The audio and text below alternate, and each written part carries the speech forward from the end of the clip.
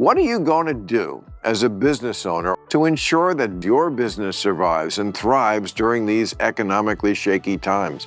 Well, why not utilize something stable for your marketing efforts by tapping into the power of podcast and radio? Audio marketing can make your brand stand out above your competitors. Go to radioactivemedia.com or text RANDOM to 511-511. Text RANDOM to 511-511 today. Message and data rates may apply. Christian nationalism is on the rise, and they're working overtime to shove their beliefs into our laws, our schools, and even our personal lives. It's like, hey, I respect your right to believe whatever you want, just don't make me live by it. That's where the Freedom From Religion Foundation comes in. They fight to keep church and state separate, like our founders actually intended. The only thing worse than someone forcing religion on you is when they do it by law. For membership information, text CLUB to 511-511. Text fees may apply. You know what's underrated these days? A shirt that actually fits. Not one that looks like it was designed for a bodybuilder or your dad in 1993. That's why I like True Classic. They make clothes for real guys with real bodies and real budgets.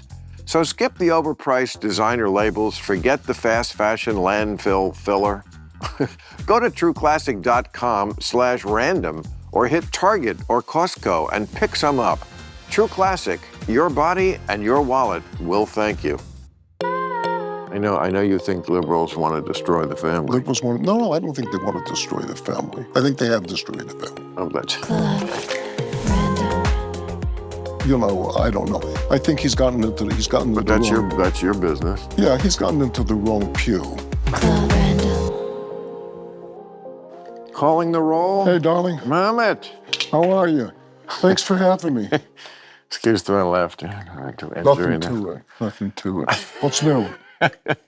I love the way you're amusing yourself. Oh, this is a great pool table. Yeah. It's amazing nothing's ever spilled on it because, there's so many drunks around it all the time. I'm not naming names. Yeah, I got a couple extra rooms in my house, but three of them, but all of them just 6 inches too short for a pool table. I never saw you in a hat like that. Is this because you're coming off a directorial? Oh, and you have a book? I mean, my God. Yeah, I know. Well, since I got retired and blacklisted, I've been like a swine.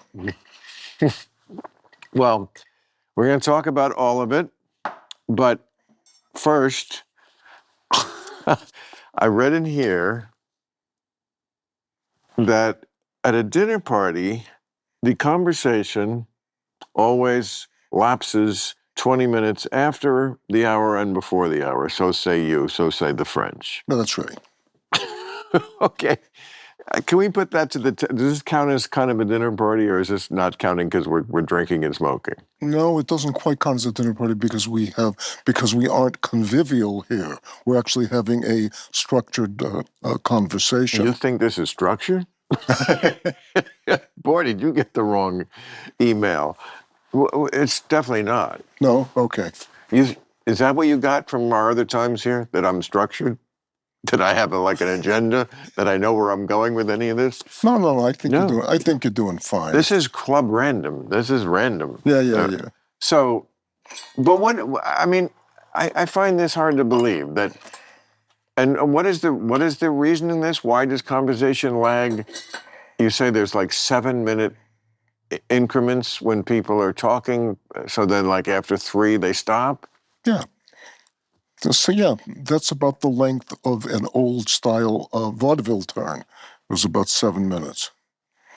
And that's about the length of a guy who's telling a story at a dinner party. And... but we're not all telling stories. Say what? We're not just always telling a story. That's about the length of one story. If you look at it, you'll see it. And the way that I first came to notice it was people quiet down at the theater. They come to the theater at 8 o'clock. And at 6 or 7 minutes after 8, there's a hush. Because they're waiting for the play to start, no? But why at 6 or 7 minutes after the hour? Because, I don't know, my guess is because they think, oh, well, we've been here for a few minutes, the play's supposed to start at 8, I bet you it's going to start right around now because It's exactly my point. Why at that point? Why not after 2 minutes or after 20 minutes? Because that's built into the human consciousness that at a certain time we start to look around to reassess our situation well, because we're basically animals. And I don't mean just the Democrats. yeah, I mean, man, each book you get more right wing, I have to say. You Yeah. get like the last one, I remember you were on my show and there was like one line in it that was, and I said to you on the air, like, are you implying that Trump, that election was stolen by Biden? And you're, no, I didn't. You were kind of like hedging it. And now you're like, you, Well, you know what happened to me the next morning. You don't know what happened to me the next morning. I was on your show and you said, "Are you implying that that the election was stolen?" And I was kind of iffy on it. Right. Next morning, 8 o'clock, the phone rings. Woman on the phone says, "Mr. Mamet, will you hold for the president?" I said, "Wait a second. Biden is calling. Where's president? It's Trump." It's during the Biden administration. And he says, "David, it's Donald Trump." I say, Mr. President, thank you for calling. To what do I owe the honor? He said, "I saw you on Bill Maher yesterday. You were great." He said, "But you wussed out on the question of the stolen election." And then he talked to me for like 20 minutes about how the election was stolen. but it So, wasn't. well, I think it was. But they've adjudicated this. They've looked at this. Republicans have looked at this. It was tested in court like 60 times. It was thrown out every time. The Trump's own commission, appointed by his own commissioners to look at the election, the cybersecurity commission, it's called, or agency. There's two of them. One of them is within the Department of Homeland Security. They all said the same thing. It was the most fair, honest election we've ever had. No, I'm not talking about the votes. I'm not talking about counting the votes. That the Hunter Biden laptop was suppressed, the COVID information was suppressed. Zuckerberg said himself that the White House pressured him not to bring forward the information on the laptop. Those And things, Rasmussen said, had that come out, there would have been a 17-point spread. those, Spring. oh, please. Those, that's so ridiculous. Those things are true. And they did suppress the Hunter Biden, the press did do that. I've said this many times myself, and COVID. Nobody was more out there about fuck you on, we weren't allowed to hear about what we wanted to hear about COVID than I was. But would it have swung the election? Every election, some things are suppressed. It's not a very fair game, politics, but we do play within a certain type of rules. One of them is no ringers from the outside. You know, Wait, we play within a certain amount of rules? yes, we always did before. Like, we're not going to have other countries involved in our elections. That was, we'll do whatever we want to each other, but we're not going to do that. And Well, who Trump, didn't? well, Trump publicly said, Russia, if you're listening, could you get into Hillary's emails? That kind of stuff. Dude, he was joking about. Oh boy, you swallowed the Oh, so whole. wait a second. Are you saying that he would not? Okay, you want to adjudicate the last 8 years? Were you saying he was a Russian spy? I did not say that. Did you say he? I said it's a ringer. You know, Dave, when I used to play in the Broadway show league, and maybe you have, you've had many big successful shows on Broadway. Maybe they had you on the team. Did you ever play in the Broadway show league? No, I didn't. Okay. I have no eye-hand coordination. Well, okay. Well, okay. So, you know, it was, you'd play Annie or, Men of La Mancha. And the comedy club had a team. We were sort of in the Broadway world. And once in a while, a team, it would be like batting third for My Fair Lady, and it was Jose Canseco. It was like some bartender's friend who like would hit the ball a million. That's a ringer. That's called a ringer. You're Yeah. not really supposed to be in that game. And Trump invited that in a way nobody else ever did in American politics. I'm not saying he's a Russian spy. I don't think that. I even think he really wants to make America great. I do. I don't agree with how he's doing it. And he certainly feathers his own nest in a way no president has ever even come close to doing. What he's selling, the Bitcoin, have dinners with the open bribery that goes on. Okay, people don't seem to care about that. But he certainly invited another country to do things, and they took advantage of it, of course, How? would it have made a difference? I don't know. How did they take advantage of it? Well, Trump's campaign manager was sharing polling data with a GRU agent. Maybe. Well, okay, that's something that, I mean, even First I've Nixon heard. didn't do that. Wait, that's the first that I've heard. A, and B, if it's true, and I'm not saying that it is, how did that influence the election? Well, we know that Russia would put things on the internet that weren't true just to get people fighting, that kind of stuff. Like what? They would say, like, the Pope, they would put up some meme about, the Pope is backing Trump. It wasn't true, but people believed it, and then they started fight over it. Here's my question. When last we spoke several years ago, you were stuck on this issue. You're still stuck on it. How come? Because it's not been resolved. So wait, what is it that hasn't been resolved? The asymmetry of American elections. The fact that if one party, the Republican Party, wins the election, the other party goes, okay, you win some, you lose some, and they go home. So Hillary Clinton went home. Kamala Harris went home. Yeah. You can't imagine Trump ever going home. Excuse me. Now what you're doing is injecting metaphysics into what might be a matter of. So is the question is not what he did. The question is not even what he might do. What you've just said is one can't imagine what he would do. But on the other hand, no, I don't have to imagine what he did in 2020, which was never concede the election. I'm not even. Dude, he didn't have to concede the election. He lost. If somebody is beaten in a prize fight and the other guy gets the belt, the person who's beaten does not have to concede.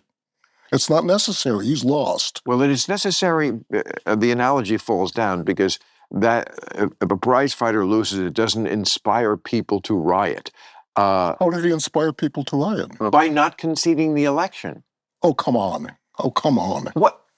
Come on. So wait a second. He didn't say the words, I concede, and so that meant people rioted? Yes. What do you think January 6th was about? What do you think January 6th was? It was about people who did not hear their leader say, as every other leader in this country has said after an election, okay, I lost. We welcome the new guy. We had disagreements, but now we're all Americans. When Obama took over, George Bush stood next to him, and he said, we want you to succeed, because when you succeed, Trump didn't do any of that. Okay.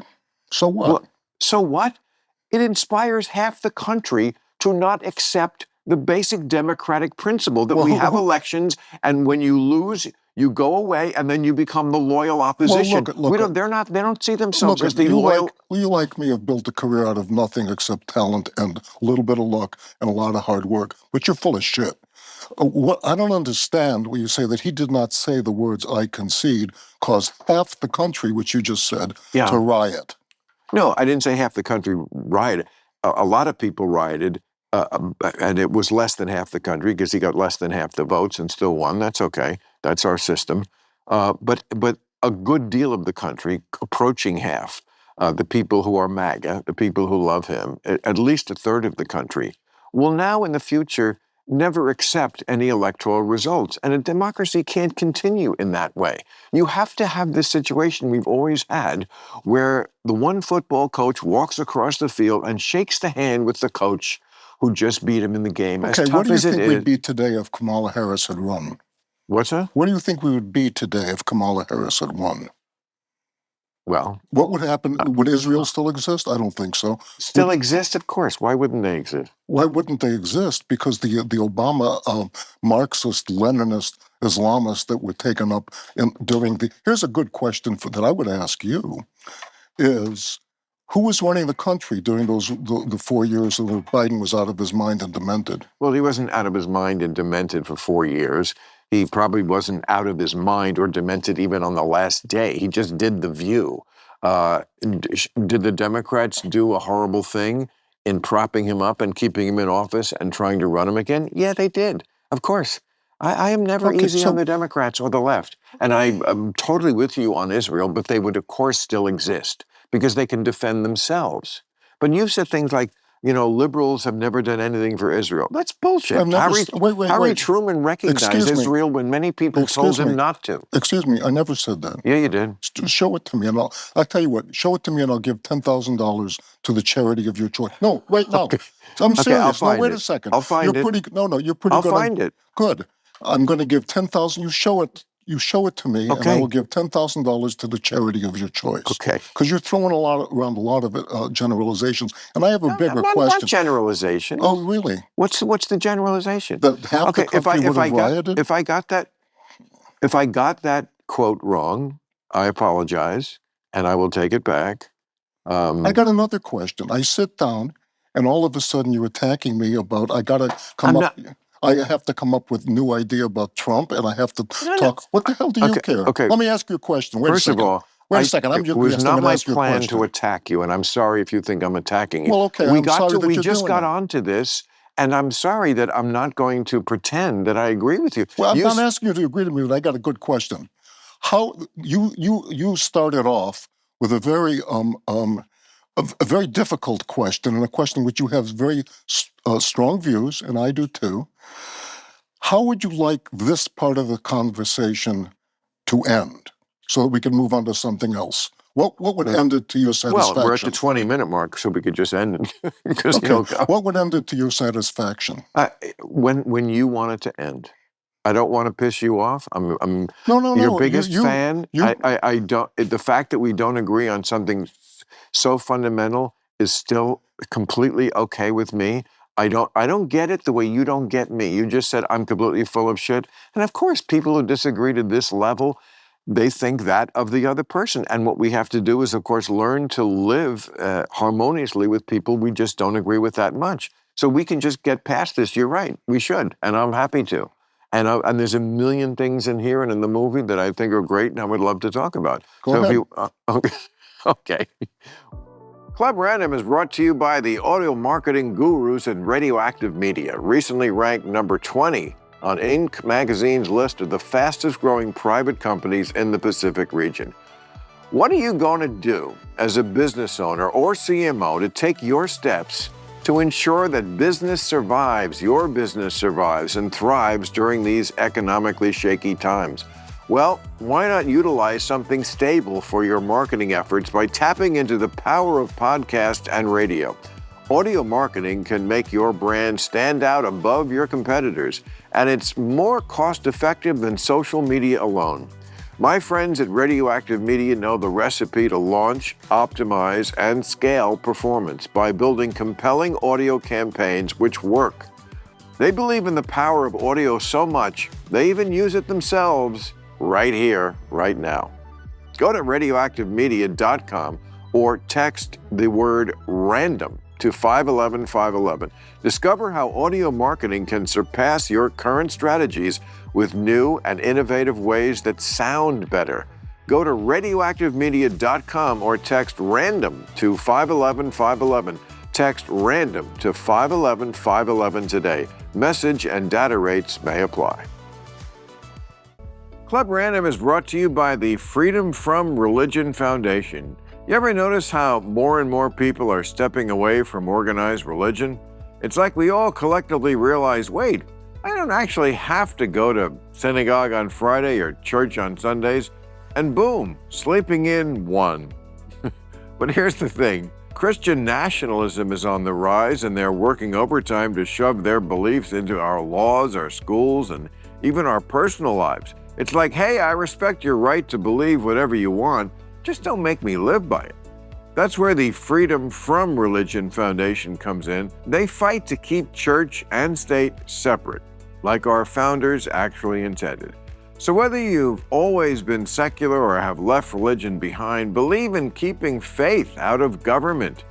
FFRF has your back. Join us. Go to ffrf.us/freedom or text CLUB to 511-511 and become a member today. Text CLUB to 511-511 or go to ffrf.us/freedom, because the only thing worse than someone forcing religion on you is when they do it by law.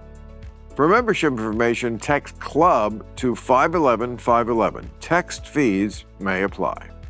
Well, let's. There's two places in this book. Is it out already? The Disenlightenment? I think it just came out. Just came out. Politics, horror, and entertainment. I mean, it's two places where you like to say in a sentence what the book is. One is, you said, it's an attempt to connect, I think, or identify things that are connected that don't seem to be, but actually are part of a single disease. Yeah. Okay, that's one. And then another one is, like you said, this book is about how government is like Hollywood and they're both like myth. I said they both run out. Yes, that's right. They both Okay. run on the power of myth. So that's correct. You want to hit either one of those as the way you describe the book itself? So what's the first one that you The suggest? single disease. Yeah, it's a single disease. So I was looking at the horror of the Biden years and at the absolutely a bunch of events and actions which were in themselves incomprehensible, but in toto were absurd because I couldn't understand a common theme. What was the common theme between saying boys have to play in med sports and Agreed. saying that Israel is a terrorist state and saying that that the schools... Well, the Biden administration didn't say they were a terrorist state. The administration didn't. People on the left do. Well, the Biden administration withheld arms congressionally mandated aid to Israel. The Biden and Kamala Harris refused to meet with Netanyahu, and they refused to condemn the World Court for calling Netanyahu a war criminal. I'm with you on all this. Okay, I know you are. So boys and men's sports, open borders, which is completely indefensible. Why? It's Right. in the Constitution. Why? If you don't have a border, you don't have a country. Rights for illegal immigrants, climate change. These are all of these things which are at best debatable. And I said, but more than that, they don't seem to be part of a program. They don't seem to be part of, say, if we say the left has a program, whether it's overt or covert, to do something. These things don't add up to a combined program. They add up to a lot. I said, okay, I know what they look like. They look like an open city. That is to say, Paris in 1944, or Naples in 1943-44, or Moscow in 1812. The inhabitants have left, the attackers have left, the city is open. So it's open to marauding gangs, each of whom is going to prosecute its own program. So I said, that's exactly what the Biden years look like. There's a bunch of people, each prosecuting their own programs. It sounds to me, this is before the real information about his senility came out, like a bunch of people sitting at a conference table. And one of them says, you know what I'd like to do? I'd like to get out of Afghanistan today.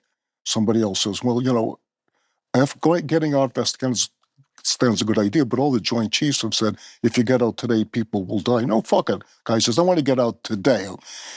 Well, guy says, I don't want to vote for that. So this guy says, I'll tell you what to do. You want to open the borders.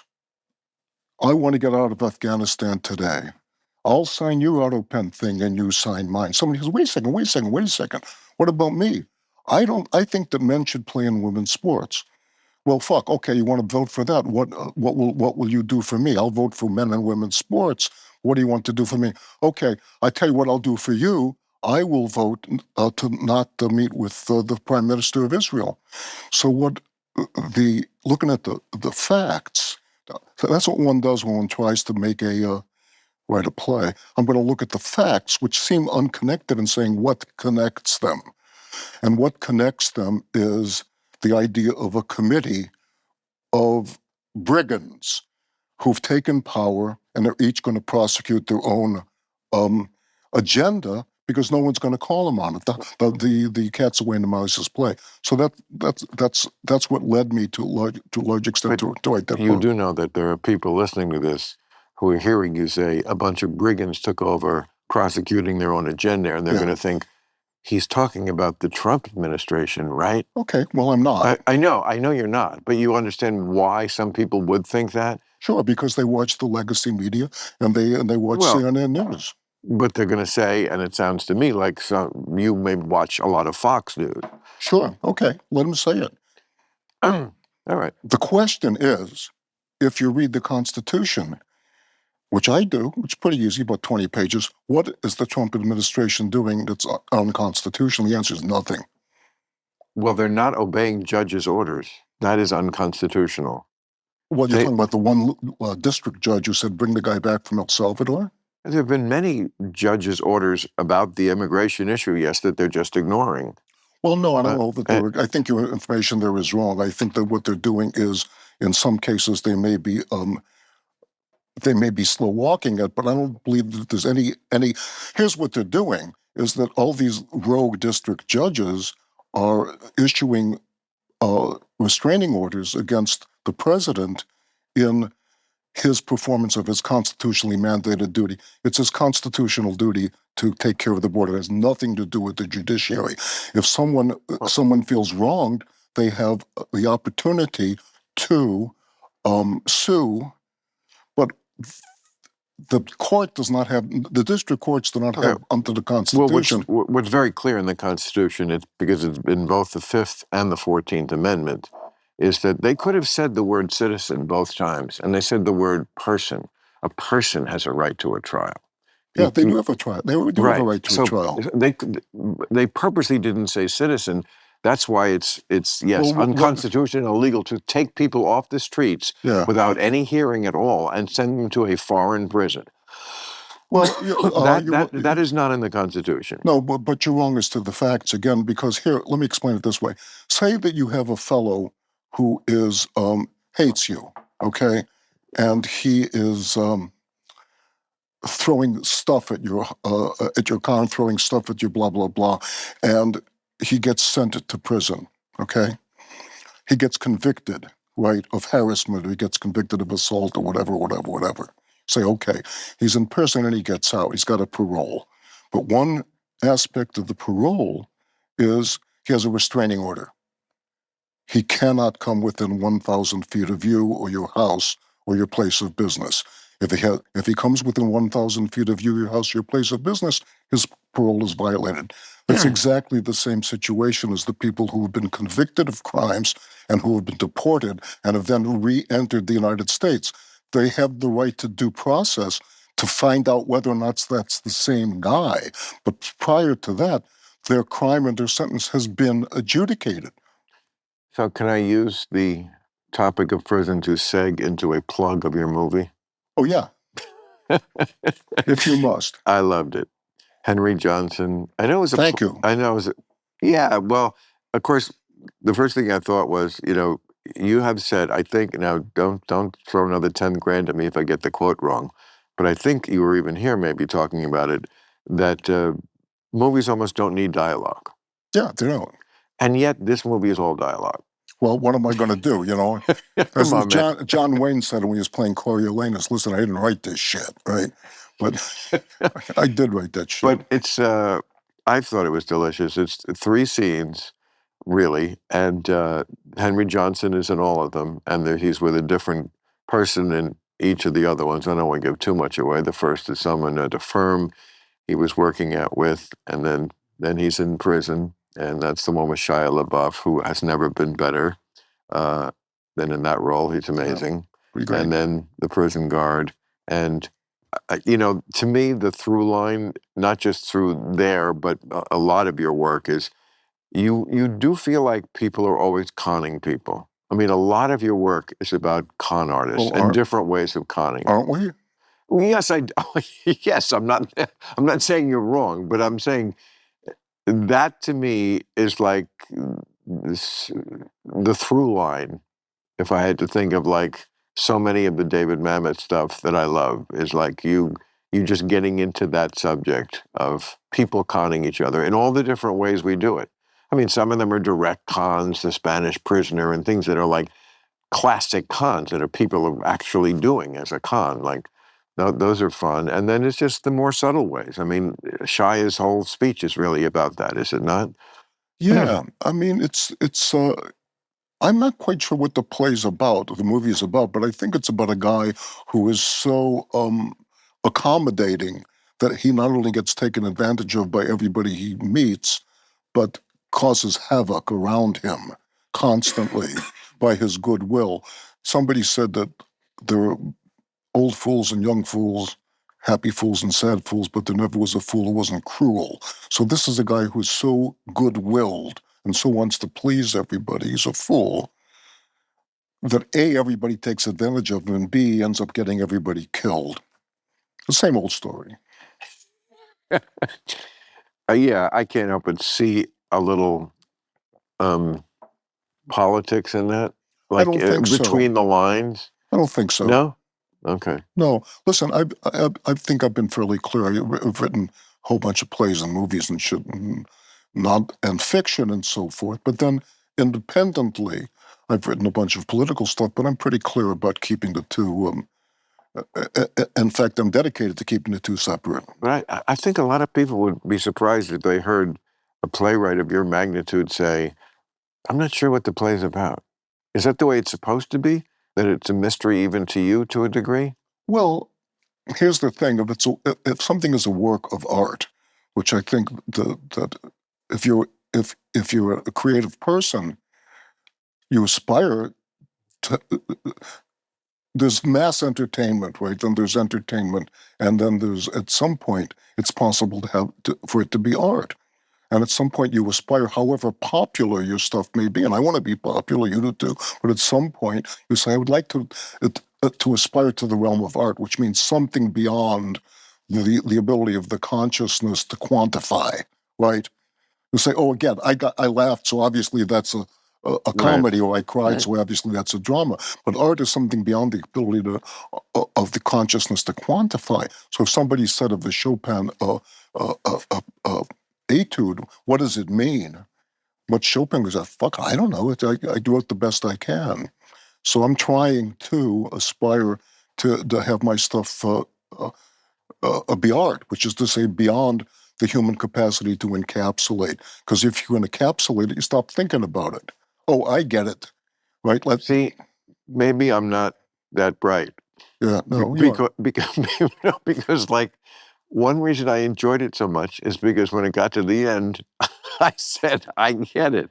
What I thought you were aiming for, and in your artistic way, and maybe I'm just too one-dimensional, and I should be thinking about it more, and maybe I could never get it. But I really took it, and I relished it. That do-gooders or people who try to do the right thing, sometimes they wind up hurting the people even more. Not always. I mean, we shouldn't end do-gooderism, but there's a certain level to this guy that he keeps in all these iterations being taken in. And it's, a fool, whatever your quote was. Yeah, but see, it was great that you said, I get it, but that to me means differently than I understand it. Right. I get it means, oh yeah, which is what craft is in playwriting, where you at the end, someone says, oh my God, it was in front of me the whole time. Everything that I thought, this doesn't make sense, this doesn't make sense.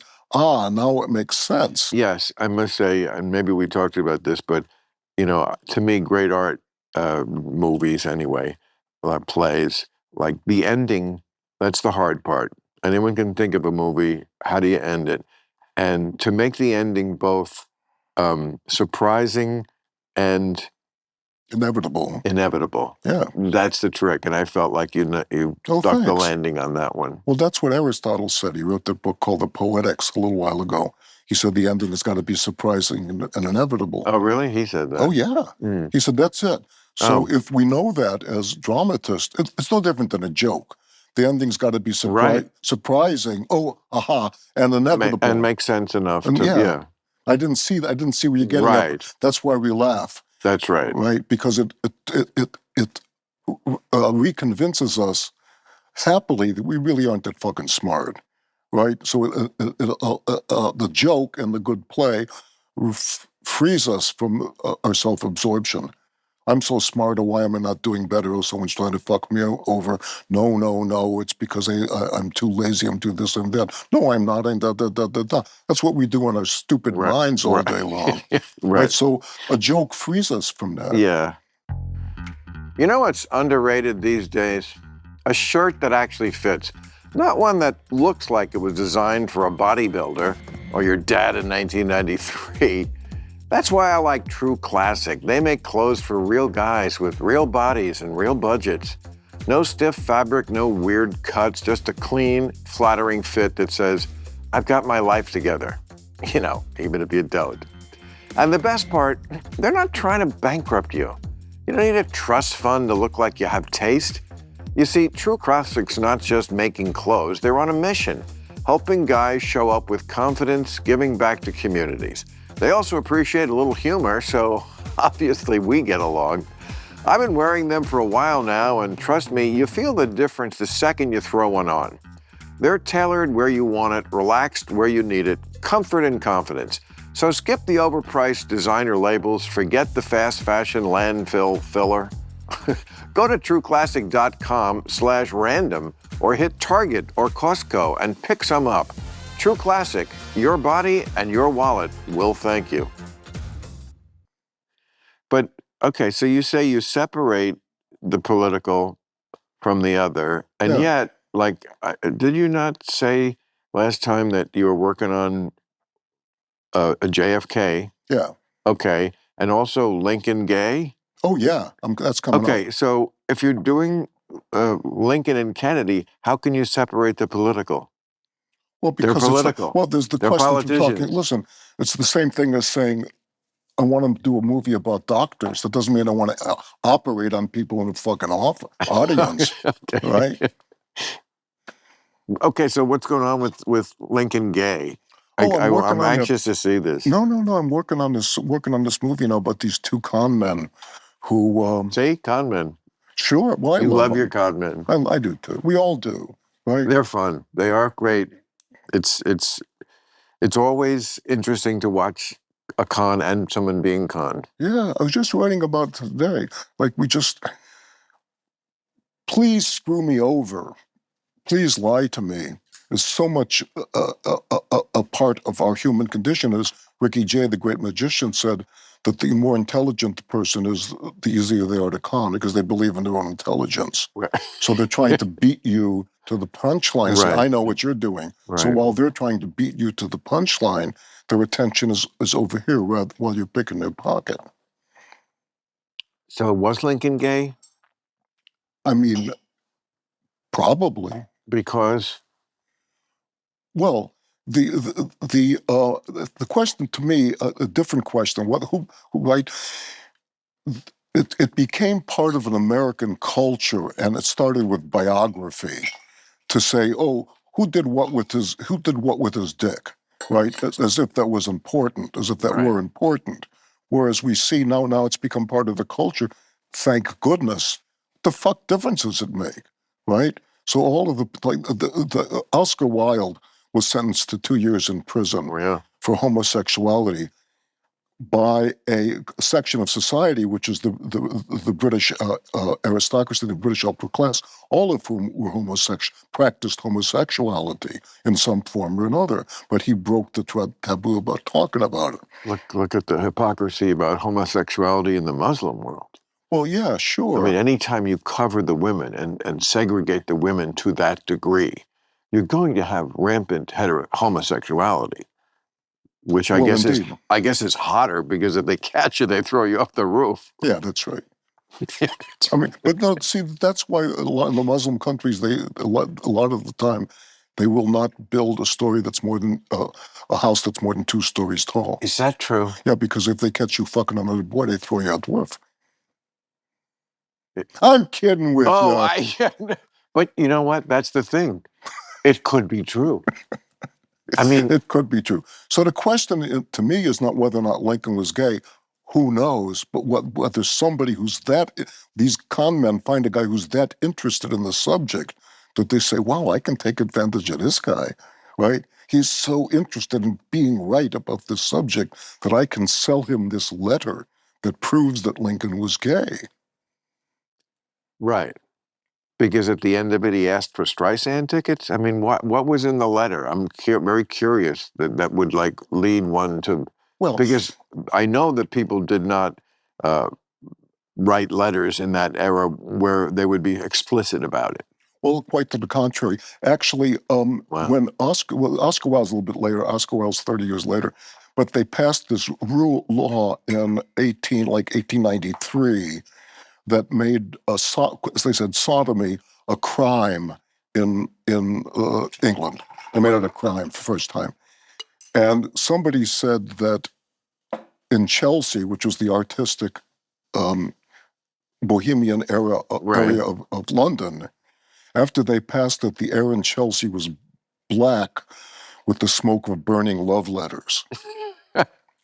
So he had a very good friend, Lincoln, named Joshua Speed, who he lived with for many years. Yeah, but didn't everybody on the frontier have to bunk together because they were on the frontier? Hey, as we say, let me finish.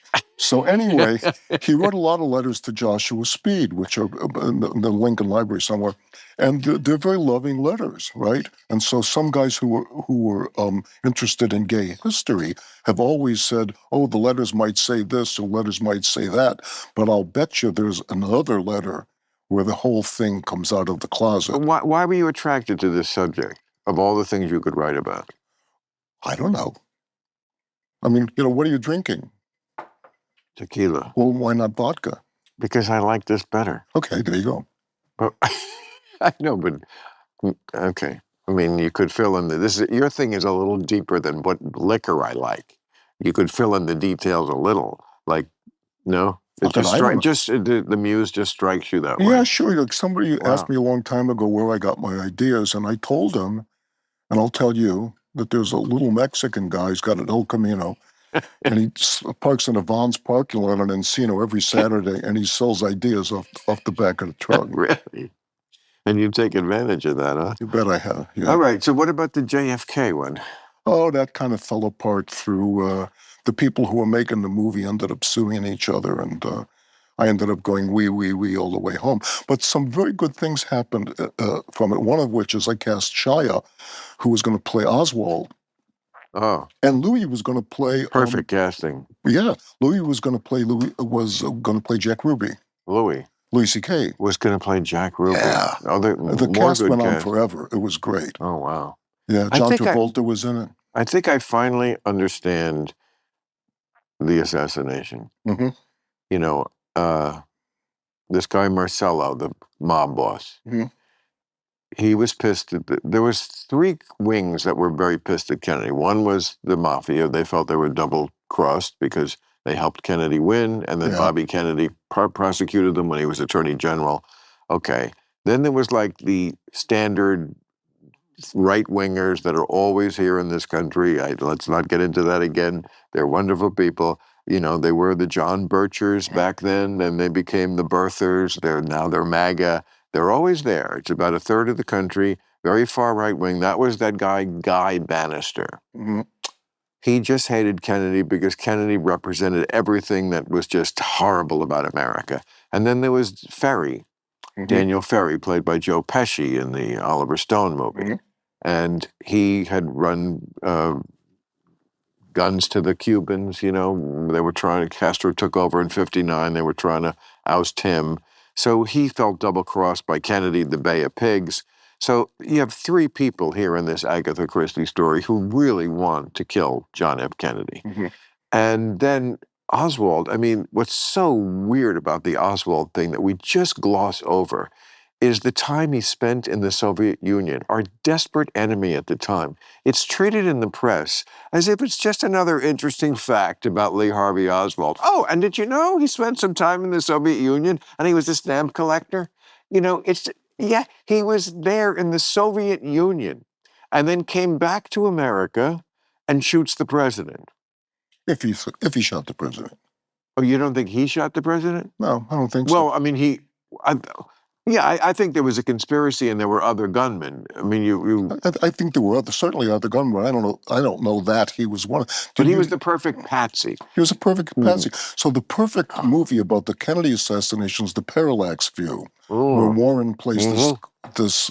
It's a wonderful talk about everything coming together in the last 10 seconds. Warren is this investigative reporter trying to investigate blah, blah, blah. And at the end, we find out 10 seconds to go in the movie, they've been leading him on to the point where he's up on a catwalk with a rifle, and he's going to be the patsy. But did you know that one of Marcello's girlfriends was Lee Harvey Oswald's mother? I did not. Check it out. He was all over Oswald. He was part of the whole crew at the Jack Ruby's bar. Yes, there's lots of witnesses who saw them together. I mean, it's just passing strange to me that we just gloss over that part of, like, if you just wrote a script and said, okay, well, there's two bitter enemies, and one of them defects to the other country and then comes back and kills their leader, you would think that that was a little suspicious. Well, I think he was fairly obviously a CIA low-level throwaway. That he went over, they said, fuck it, okay, go over to Russia, and they put him in assembling radios over there. In the book, the Disenlightenment. Sorry, I forgot the title. I think you say you don't believe in the Zapruder film is faked. I know it's fake. Everybody knows it's faked. I didn't. Well, if you look at it, there are several frames missing. Every frame is numbered, right? And several frames are just missing. In fact, and there's no other explanation for what that could be than foul play? No, there have been a couple of explanations, one of which is that they were too brutal. Another one of which is right around the... But they would have to be deliberately taken out? Yeah, they've been taken out. Another one of which is the blood spatter is painted on. How do I know it's painted on? Because I've been making movies for 40 years. You can see it. In one frame, it doesn't exist. In the next frame, it does exist. And in the next frame, it doesn't exist. So what would actually... The film goes by 24 frames a second. If it were actual blood spatter, you would see it grow, and then you would see it disperse. But it's just painted on, as if it's very, very... So who did it? Who faked the Zapruder film? Well, I wrote that movie too, which has yet to get made, about the guy who faked the Zapruder film. Well, see, that's a different movie. That's interesting. That's a good movie, yeah.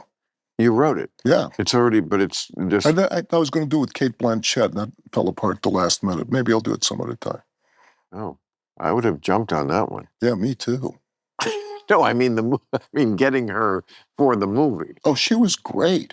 I went down to see her, and she said, yeah, I'll do it. She was going to do it for nothing. She was going to do it for scare. She just loved the part. And then the financier pulled out the last minute. What part is there for a woman there? There's none in the story. Aha. So the movie is about this woman whose grandfather made a lot of money in the movie business. Then it turns out he was working for the Air Force during the Area 51 alien incursions, right, in Roswell, New Mexico, and that he was altering doing the same thing with the UFO footage. So she chases that down. And that's not true either. And then people start trying to kill her because she's getting too close, too close, too close. Then it turns out he was the guy who altered the Zapruder film. That they were shot by Zapruder, who'd been in the OSS, the precursor to the CIA. Yeah. It was shot obviously in Dallas, but instead of giving it to Kodak in Dallas to develop, they shipped it to Los Angeles. Well, what's the part they took out and why? But the part they took out and why was they were shot from the front. He wasn't shot from the back. He was shot they blew his head apart from the front with several shots to well, the that face would have from been the front. Oswald. No, because it wasn't from that angle. It was from the street angle. But the way the Zapruder film is, as we have seen it, only makes you more suspicious. It doesn't cover up the crime. It makes it look more ridiculous. Yeah. Was that their intent? Well, no, I don't know. Also, Dershowitz was Alan Dershowitz, I know pretty well, was clerking for one of the guys on the Warren Commission who told Dershowitz, who told me, that the whole thing was a cover-up, but that we had to do it for national security reasons. That I believe in general. Yes, I do So think. the other thing is, how do they know that this guy? They said, "Oh, we determined in 1 hour that that this guy is the shooter, and B, that there are no other shooters." They didn't know. No, And the other thing is the single bullet theory. of course. Is nonsense. It's so ridiculous. Yeah. There's just no way to talk your way out of it. Except everybody shut up, and anybody who says anybody who objects is a conspiracy nut. Well, I mean, you mentioned UFOs. I happen to think UFOs get lumped in with conspiracy nuts unfairly because there is nothing unscientific about thinking that there could be other life in the universe or they could be watching us right now or could be in the next room and we don't know. That's not unscientific. That's not a conspiracy theory. Is that where you are with that? Well,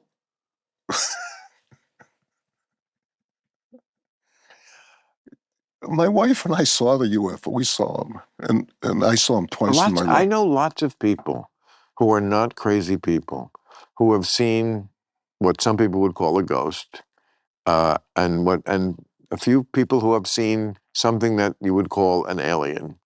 Now, I've quizzed them very closely, trying to ascertain, were you drunk? Were you dreaming? And like, if somebody put me through that, and like, I would be very frustrated because I know when I'm drunk or dreaming. So I don't know what to say about that, except I got to think that whatever stations we're tuning into on our radio, there are other stations we're not receiving. I don't know what exactly they are. I agree. But here's the other thing I think, that if the front page of does people read newspapers anymore? If the front I do. The New York Times still publishing? Of course, and it comes out and I get the actual dinosaur print edition. Oh, that's great. And it pisses me off as much as it pisses you off. So I'm not the horrible person who you thought I was when we sat down and you said I was attacking you.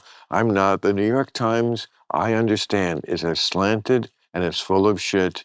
I think that too. But I still read it because I want to know what that side is thinking. Also, it's not all full of shit. They have some great writers, some great columnists who I still love. And they also have reporters everywhere in the world. And even though what I'm reading, even now from overseas, I feel like, okay, everything has to have your kind of Times slant to it. I still can get the information. I want to know what's going on in Mogadishu, and nobody else is there. So yes, it's still prints. I would love to know where Mogadishu is. Where is it? Come on, man. That's where I left it, right? Anyway, my point of it's going to be in the last place I look. But my point about the New York Times, it's funny that they're still publishing, is that if they came out with the big scarehead tomorrow, aliens land in New Jersey, everybody would say, yeah, okay. Don't you think? They're going to say, yeah, what else is new, right? Not that they'd seen UFOs, but I got my plate full already, okay? I got to deal with this, I got to deal with that. So does aliens here. Gegesund hate. Well, I mean, they could make things better. I mean, look, AI. I'd love to know what you think about that. Like, this has changed so much. I was at dinner in November of 22. Okay, I think that's when it was. Maybe 23 even. And I remember it's right after the season ended. Somebody first had Chat GPT and showed it to me on their phone. This is only a couple of years ago. And they said, write a scene where Bill Maher is on the show Succession and Logan Roy wants to hire him away from HBO. And like in 2 seconds, it had printed out this scene, which was not genius and not what a real playwright can do, but would be a start for a lot of people. And I thought, well, life is different than it ever has been before. Sure. And we are now, I've accelerated it, and, everybody I know has it on their phone. I mean, we do have like a robot butler. It may not be a physical one yet, but they use it for every possible thing, sometimes valuable. I hurt my finger playing ball, and the person I was playing with looked up right on ChatGPT and showed it a picture of this, and then the thing was able to identify it and tell me what to do. And I mean, I just now some of this is good, but instinctively, I feel this is going to be very bad. Well, the big changes in civilization, where everything changed. First one was the Industrial Revolution, and the second one is the computer revolution. So we're in the midst Right. of being. Everybody in the Western world is undergoing a certain kind of moderate cognitive dissonance because nothing makes any sense anymore. So Right. because they're undergoing cognitive dissonance, they do what somebody does. They lose their mind and start looking for people to blame. Whether that's Biden or whether it's Trump or whether that's the transsexuals or the transphobes, whether it's Israel or et cetera, whether it's tariffs or lack of tariffs, people want, rather than having cognitive dissonance and being, in effect, basically catatonic by the change, they want to be able to become phobic and say, okay, I get it. It's that. It's right. It's just like crazy people say, it's that guitar that's trying to kill me, right? So because they're nuts. So to a certain extent, Again, we're nuts. this is what a lot of people think of the right. You're describing exactly what a lot of people would say about MAGA Nation. Yeah, and it's exactly what 51% of the people would say about the left. And it's true. I'm one of the ones. Yeah. I'm always there with you on that. They're just aggressively anti-common sense people. People who just want to, and this is what loses them elections. People just look at them and go, why are you obstinately trying to be so counterintuitive? Yeah. And I can't let people like that control the levers of power. I get why Trump wins. Well, And I'll give you something else about your boy. yeah. Like, I don't think he's read Spengler, and I don't think he's read Toynbee, and I don't think he's read a lot, but he gets on a whatever level, basic level, that Western civilization good. And I'm on that level too. But I know it because I actually read the shit, and I know what happened in history and blah, blah, blah. Western civilization good. The ideas of Western civilization good, and the ideas of, well, let's keep the women covered up, and people don't have, you have to have a 2-story home because you can throw the gays off the roof. And Yeah. like, I did this on my show a couple of weeks ago. I was talking about the college kids. I was like, not only do they hate America, not only do they hate the civilization they should adore because it's given them everything, including their rights as well as their material comforts, but they love the wrong one. Yeah. They love the wrong. They're They having want fun. to globalize the intifada.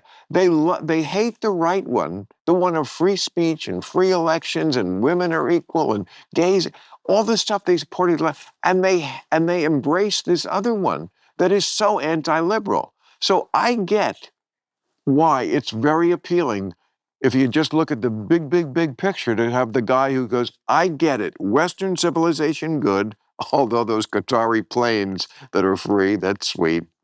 And Western, yeah. And that to me is probably what's going to be the issue of the next election again. Because the Democrats, they cannot seem to divorce themselves from this, we're with the Palestinians. Well, the problem is there's no party anymore. There's no Democratic Party anymore. It's completely fragmented. It might reform, but when they keep saying we have to find a message, we have to find a message. Well, if you don't have a fucking message, what are you doing being a political party? That's not the issue. They always say that. Nobody heard our message. They have a message. People just didn't like it. Well, that's certainly true. Right. Yeah. Yeah. Their message, again, is that we will always count on us to always go against the grain of common sense. We will back the thing that doesn't really make any sense. Here in California, if someone breaks into my home and I shoot them, I could go to jail. You see how counterintuitive that is, people? But we will back that. But why are we living here? As Elon said, it's the most expensive weather in the world. That's a great line. Yeah. It is to this state, sunshine, what oil is to oil-producing countries. It corrupts them. It allows them to get away with things they never would be able to get away with if they didn't have the oil. And that's what sunshine is out here, You're absolutely right. you know. But yet I mean, do you know how important sunshine is? I love it. Who doesn't love sunshine? But my wife grew up in Scotland, and like anyone who comes from the British Isles, the moment they see California, they say, Hmm. everything I left behind, fuck it. You can't get me out of here. It's nice, it's beautiful weather 400 days a year. Fuck Scotland. I felt that about New Jersey Yeah. and New York. I came from New York and I moved here on New Year's Day. And, I was zipping up my jacket a little bit and I kept coming from the freezing cold of it. I was like, fuck, why didn't I do this 3 years earlier? Yeah, indeed. But are we overtaxed? Yes. Are we overregulated? Yes. And the tragedy is that it doesn't have to be that way. You could have That's the absolutely true. sunshine and the common sense. Because the problem about being overtaxed is it's confiscatory. Is that because I got a couple of bucks? Probably, but it's also because what's the money being used for? Yeah, well, of Because it's course. not being used for the cops. It's not being used for the fire department. Well, The somewhat. schools are the worst in the nation. Terrible. So why are the taxes Yeah. going up?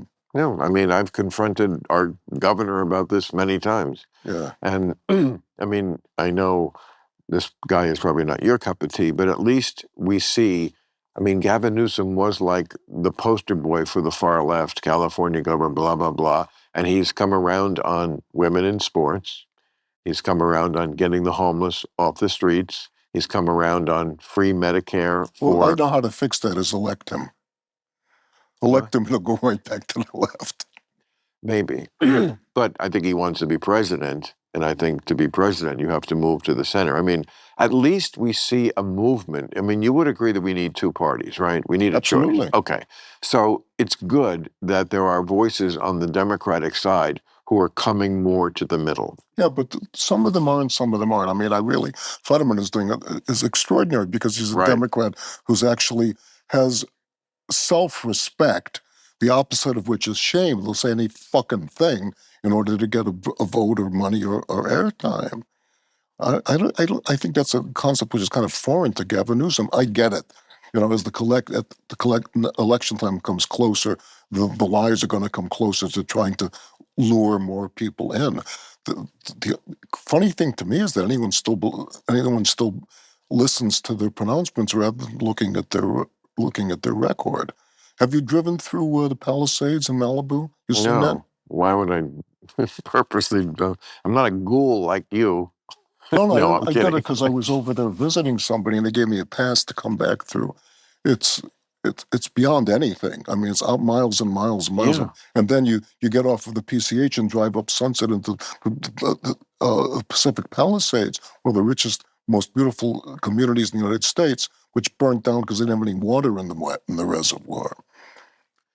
Right. I mean, I'm thinking back now to January and what I was saying about that shit, which seemed to me like the reasonable middle position, which I always think of myself. Maybe, I don't know, maybe I'm wrong. Maybe everybody else is right. I just think, was wokeness a part of it? Yes. But there was also 100-mile-hour winds. They also built the city in a stupid place to build a city. So if you ask me, that was 80% of it. But when you're living in a disaster zone like this, you can't afford to make any errors. And they made plenty of errors. And the police chief, I think the top 3 spots in the police department, the fire department, I think were lesbians, something like that. And it's like, I think lesbians can do the job, of course. I just don't think you should pick among lesbians when you're looking for a chief. And I think that's what they did. It was like they checked. That's the Democrats' problem. They check the identity box first. Well, sure. I think they decided they wanted a lesbian, and like that's not right. Well, here's what I think. I mean, whether they're a lesbian or not doesn't. I couldn't care less, and it certainly doesn't affect their ability to do the job. But the woman who I believe was the fire commissioner issued a statement when she first got the job saying that her first priority was going to infuse equity and inclusion in DEI. Yes. Yes. I would have thought it was to put the fucking water in the fire Right. hydrants. Put out the fires. Another one said, when there's a disaster, be it a fire or something else, when the first responder gets there, people want to see someone who looks like them. Yeah, that's And cute. it's what? That's cute. That, in a nutshell, is what's wrong with the left, right? Yeah, they're crazy. Well, okay, but come on. Okay, so if we agree on that, what drove them to that place? Can you take me on the journey? Because I always try to make the distinction between liberal, old school liberal, which is what I basically think of myself, and woke, which is this kind of shit. Yeah. To me, this is not the liberals that my parents were, that I grew up with. Yeah, That me too. maybe you were in the 80s or some shit like that. Maybe not. I mean, you were always out there. I mean, you No, were. I don't know. I mean, as Lenin says, it always starts in the schools, right? That the schools got taken over by Horrible. yeah, terrible. And so now we have people like Randy Weingarten and so forth Yeah. clumping for the right of the schools to teach whatever they fucking want, in contravention to the wishes of the parents and common sense. So if you get the kids young, those kids are going to become the teachers. And if you get them young at the end, you get them into the elite institutions, they're going to become the levers of government. And then you're in a lot of trouble. Yeah, I mean, you have a line in the book there about, I'm forgetting how it says it. You said it so well about today's liberals like relish the odor of sanctity Yeah. as if it was courage, something like that. Oh, it's a good line. I hope I said it. That's a good line. You don't remember? No, I don't, but thank you. Yeah, I like it. But I mean, and again, if I had to encapsulate the problems with the left, it would fall under that category. It's so important to them always to be the good people, and to have the lawn sign. In this house, we believe. And of course, Yeah, sure. they're always very hypocritical, which is the infuriating thing about them. About so much of this, they're so obsessed with privilege while they live these very privileged lives. I call them liberals in theory. They're liberals in theory, but they actually treat their housekeeper like shit.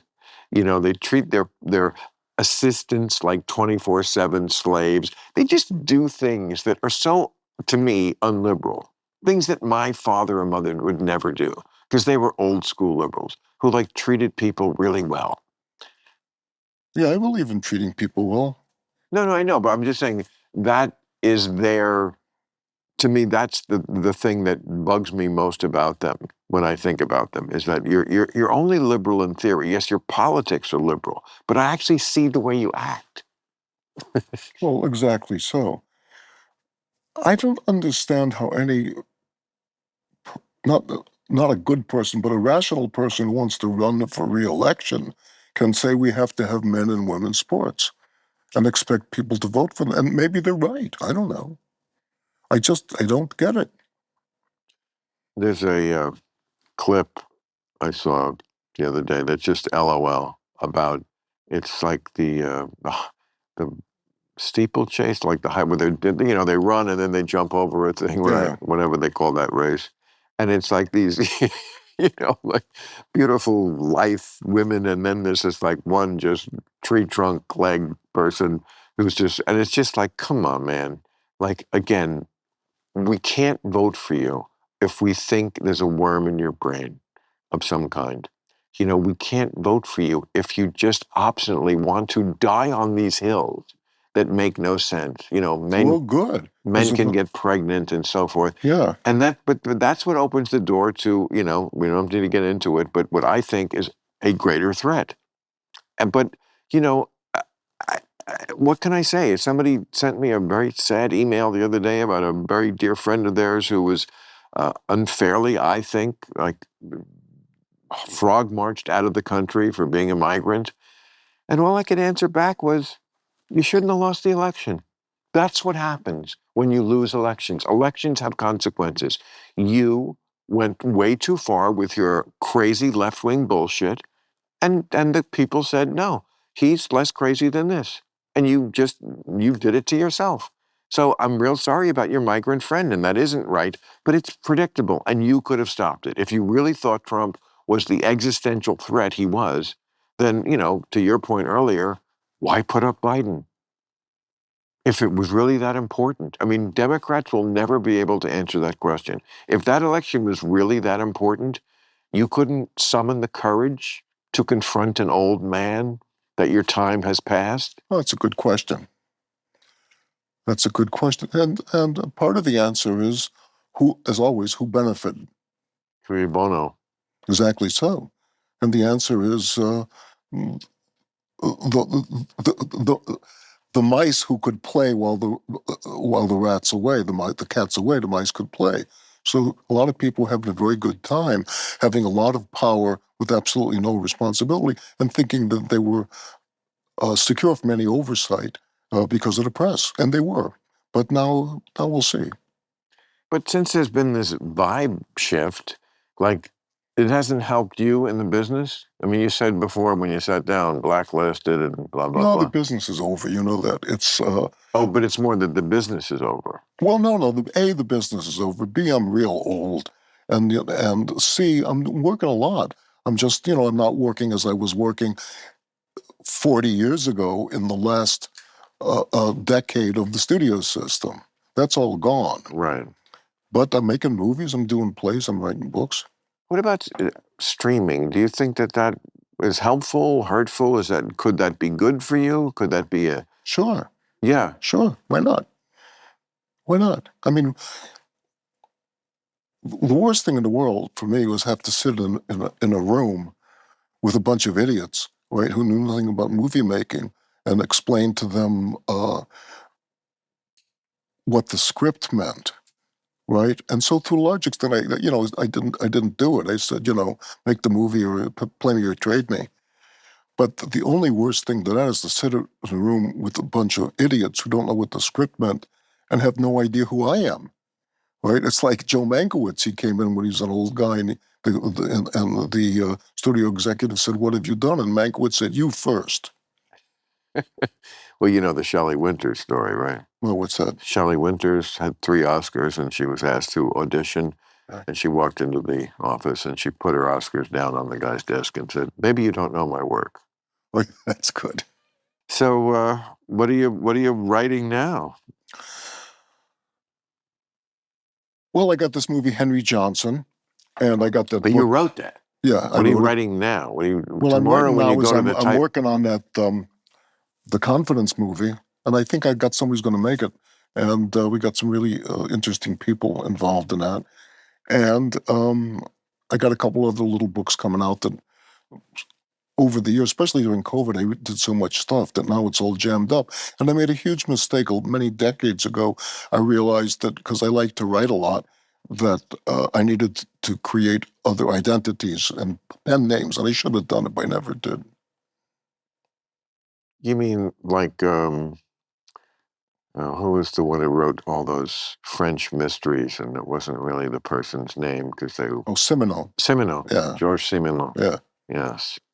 Um, yeah, it's a way to be more prolific. I mean, you're so prolific as it is, but yeah, I guess you could write other things. Or it could be like the front. It could be like the blacklist era. That's Because you're right. blacklisted, Yeah, somebody, exactly so. of course, your style is, very often distinctive. But somebody could be like, no, as long as they had the cover. But I think that's going to change. I do. What about overseas? I would think you would have like a Woody Allen kind of thing, Jerry Lewis thing, like overseas, like they would adore you in ways that this country sometimes is too provincial. Oh, I don't know. They seem to like my work a lot in Italy, and I got a lot of supporters. In fact, that Henry Johnson movie premiered at the Taormina Film Festival. That was a Oh, world premiere. Um, Other than that, uh, always been very interested in education, and I wrote this novel that was coming out soon called Some Recollections of St. Ives, which is a false memoir of a guy teaching for 40 years at a New England prep school. I'm very, very happy with that. So that's coming out next month. And do you know what that's about, or is that one where you No, just... I wrote, that's all written already. I know, but you said before you don't always know what it's about. Yeah, that's, it's about education. It's about a fellow looking back and saying, really, what is education? What did we do at this school that's different than other schools? What have I learned? And so well, years ago, I said to my wife, I want to write a book about education. She said, please don't. So instead, I wrote a novel about a school. It is, I mean, you could easily write a series of books on how the downfall of education is the source of all our problems in this country. Well, I think so. But see, the other thing is the contributory factor is the internet, because kids are addicted to these. I got a bunch of kids, and they came into the end of the addiction. They're addicted to this stupid fucking machine, which means that they don't see the world. And you walk around my neighborhood, you see not only teenagers on the stupid fucking machine, but guys pushing a baby carriage, and the fucking baby's on the stupid fucking machine. No, not a baby. Yes, indeed. Indeed, I have pictures. Babies have... Babies don't have cell phones. You're saying babies have cell phones? On whatever not a cell phone, whatever they are, the little games, right?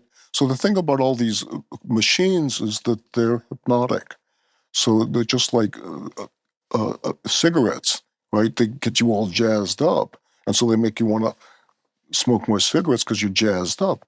The periodicity of the machines is hypnotic. You can't look away. So you have to give yourself a reason that you've been hypnotized. And you say, oh, it's because I like Secession rather than the Game of Thrones, or because I need to stay involved, or because I need this, or because I need da. But to me, the giveaway phrase, I think I put it in the book, is I just have to. What are you doing? Dude, it's 10 o'clock. I just have to do this, right? You don't say, I just have to have a drink of water. But I mean, yeah, I know. Maybe I'm sure it's just that I'm from a different generation, but I can look on, I mean, I'm barely on these sites, but I must be on Instagram. I have it. And if I go on it, all it is dogs doing funny things. Because it must have been that the only thing I ever clicked on or was watched dogs? was dogs doing funny things. Yeah. So it was just an endless scroll. And I could watch it all day. It's endlessly amusing. But I don't. But I say to myself, because I'm a sentient being, after 2 minutes, well, that was great, but I do have a life to live. You mean that's beyond the ken of the younger generation? They can't just discipline themselves enough to do that? Well, they can't discipline themselves to do anything, because why should they? If their parents don't discipline them, the school doesn't discipline them, the church doesn't discipline them, the Boy Scouts doesn't, the military doesn't. Why should they learn discipline? Yes. We learn discipline when we have to, not before. Yeah. I mean, that was one of the themes of my last stand-up special, was that I really placed it back on parents. If you indulge your kids, if you kiss their ass so much when they're kids and tell them they're really just shorter adults and that their thoughts are just as valid as that of an adult. I mentioned the time, or it actually wasn't a time, it would have never been a time, but I would often see my parents when I was a kid discussing not personal, but political events in the living room with their friends. The idea that I would have walked into that room and said, I have some thoughts about Vietnam. And yet I've been to people's houses where their kids invite themselves into adult conversations and are not reprimanded for doing so. So if you bring up a child that way, and of course they're not, the brain is not even fully developed. If you bring up a kid that way, and then they start saying, well, men can get pregnant and whatever the latest crazy thing is, of course, that's what's going to be the downstream upshot of bringing up kids that way, that their stupid ideas are just as valid and should be taken seriously. It kind of reminds me of the way, sometimes in medieval times or Renaissance times, any time when they were still having kings, and the king would die and a 4-year-old would take the throne, the Dauphine, right? And then there would be a regent. But, at a certain point, the kid would make pronouncements. Wait a second, are we talking about Hunter Biden? See, you saw me lower my left, and you put in, and you got the hook That's in. right. You calmed down, and I drilled in. But it is kind of like that, when you have to take the rantings of a child seriously, because that's what would happen, is that the 5-year-old would say something ridiculous, and then the whole court would have to pretend that it was something that we should, the council were meeting on the idea that we should examine his poop twice a day. See, that's why we have to have school choice. Because if the government is going to tell you where you must send your kids, and you don't like what they're teaching you in school, you've just given your kid to the government. Did you take your kids out of school? I had a couple of kids from a previous relationship who went to a impossibly elite, loathsome, woke seminary in Santa Monica. And then I had my daughter Clara, who dropped out of school when she was 14 because she just couldn't take it anymore, and she became an emancipated minor. Really? And went to work on a Disney show for 2 years, and she was great. So she didn't have any school. And then my son went to a couple of schools, and he got into just this thing extraordinary. He's 25, and when he started to be 20, he says, "Dad, I want to create a video game." I said, "Okay, good.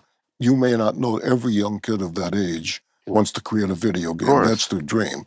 5 years later, he's taught himself code. He's created this video game. Oh. It's just released and it's on the internet. I said, "How'd you do?" He said, it's been out for a week. Oh, I just made $5,000. I said, "What?" This is a kid, sitting by himself, so I should maybe cool my jets, because he spent all these years sitting on his computer. He made this gorgeous video game. Now he's going to make another one. But was that enough to make a living? I mean, is it? It's enough to start. I said, Right. Dude, you're doing much better at your age than I was at your age. I was just starting to write. I was driving a cab for a living, right? He's working on a straight job too. I said, one thing at a time. So what are you going to get out of going to school? Also, why are these parents, these idiots, sending their kids, especially the Jews, sending their kids to these, quote, elite universities? It's insane. Well, I think because when the parents went to those elite universities, they were elite. People don't understand that it's not your dad's college. That's true. That's true. But because these colleges are living on fumes now. Well, I mean, your boy's going after them hard. A little too hard. Good. Okay, but you know what? Look, again, everything is always over the top. Like, was I with him that I've said it for years about Harvard and these places, especially after October 7th, that they're just asshole factories. And that's right. They're asshole factories, and they don't understand. They have no perspective on anything, which is how they wound up on the wrong side of what's liberal. They cannot figure out who the good guys are in this battle. As you say in your book, Israel is really the leader of the free world now. I think that's kind of true. Thank you. But to ban all foreign students, I mean, most of the foreign students who come here are not for the globalizing the intifada. They're Chinese, and they're for. I know you'd like to believe it. I would too. How do you know? You think most of the foreign students? No, some, because they're coming to America for the same reason many of them have always come to America, because it's a beacon of hope, and it's a place where you can study and where you can learn and where the labs are good. And that's why we have kicked ass in the world with 4% of the population, because we stole ideas and good people and good brains from all over the world because they wanted to come here. And he is fucking with that. People are not going to want to come here and already have stopped coming here. And we don't want to have a brain drain out of the country, which is also happening. We want to have a good... We're here. What? We're here. We're here because we're too old to leave. We want to have a place that attracts the best brains. That was always one of our big secrets. Here's the thing. I don't want my tax dollars to go to give an endowment to Harvard. I don't either. Okay, so Trump says, wait a second, you have to do away with the anti-Semitism. They say, fuck you. They say, right, no, you really have to. It's against the law. It's against the Civil Rights Act. You have to They stop. made some concessions. What were they? Do I have it written Exactly down? so. They said they were going to make some concessions. I don't know if they made any. But here's the thing. If it were blacks or gays or women, you Correct. wouldn't say, Absolutely. oh, they made some concessions. Oh my God. So the Trump says, you have to fucking stop it. If And any- they say, I'm not going to. So they say, so he says, okay, guess what? I'm going to have to raise you back. We're going to play hardball. That's what he's doing. Yes, I understand. Did you ever that. play poker? No.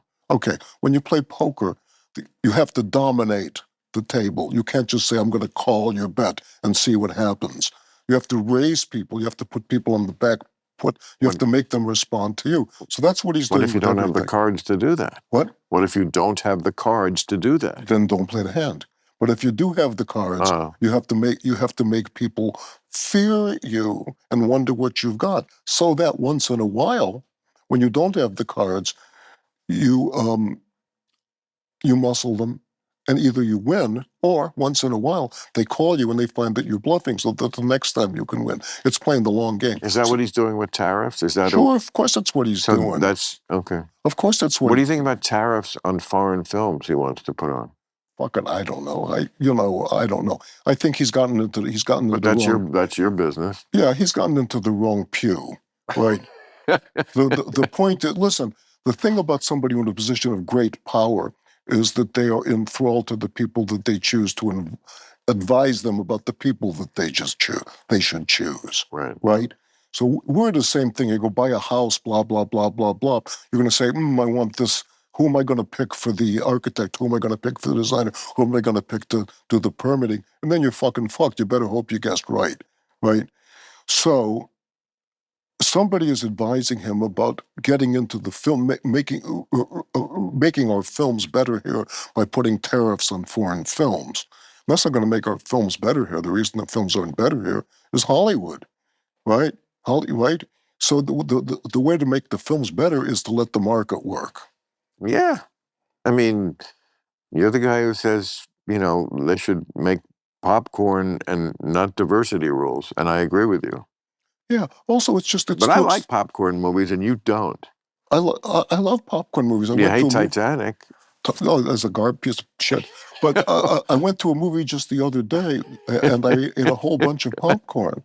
But then but I think there was something in it. What are some popcorn movies you like? Popcorn movie that I like? Well, I like old movies. Most people wouldn't consider those popcorn. Say what?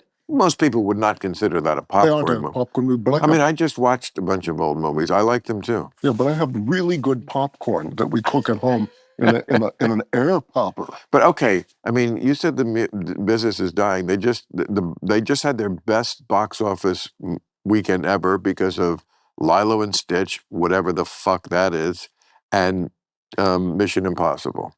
Mission Impossible is the ultimate popcorn movie. Yeah. So exactly so. So do we hate it? What comes after the ultimate? Yeah. Ultimate 2. Still ultimating. So you're absolutely correct. He lived to be forever. At some point, Tom Cruise has got to shuffle off this mortal coil. He says he's going to do action movies when he's 100. Good. God bless him. Yeah. But how many other people are employed here doing movies? No, I'm just saying the communal experience of going to the movies is not dead. Well, I went to the communal experience of a movie to see this movie on the 3rd Street Mall, which is dead, with a couple of friends. And the two of us were there with one other person. The mall is dead, not the 3rd Street Mall. I love the 3rd Street. When's the last time it's dead? There's nobody there. Why? Because it got closed down because of COVID, and then it closed down because of the riots, and then it closed down because of the homelessness. So 90%, I think, of the stores are empty. There's nobody there. Holy shit. It's terrible. Okay. Well, that is not a good argument for Californiaizing America. No, that's going to be a tough one to get around. Yeah.